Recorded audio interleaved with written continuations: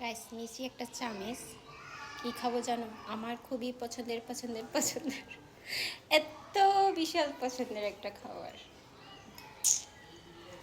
দেখো,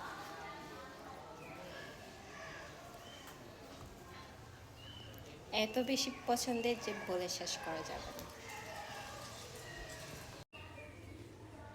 দুইটা সমান মাপে কাটা গেলে কি হইতো?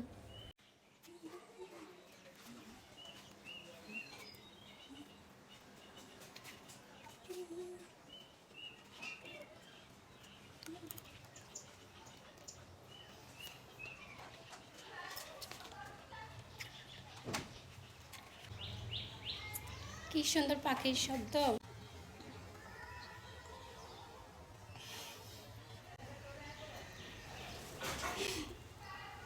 ভয় না পাওয়ার জন্য আমি ওইদিকে তাকাচ্ছি না, কিন্তু তাও আমার ওইদিকে চোখ গেছে, দেখবা।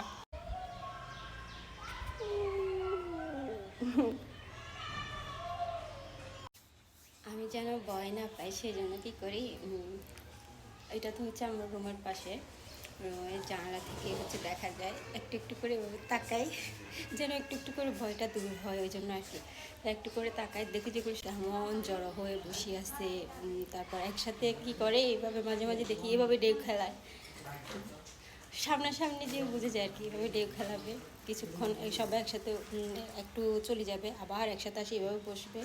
তো ভয় না পাওয়ার জন্য অনেকক্ষণ তাকায় থাকে, কিন্তু তারপরে হঠাৎ করে ভয় লেগে ওঠে।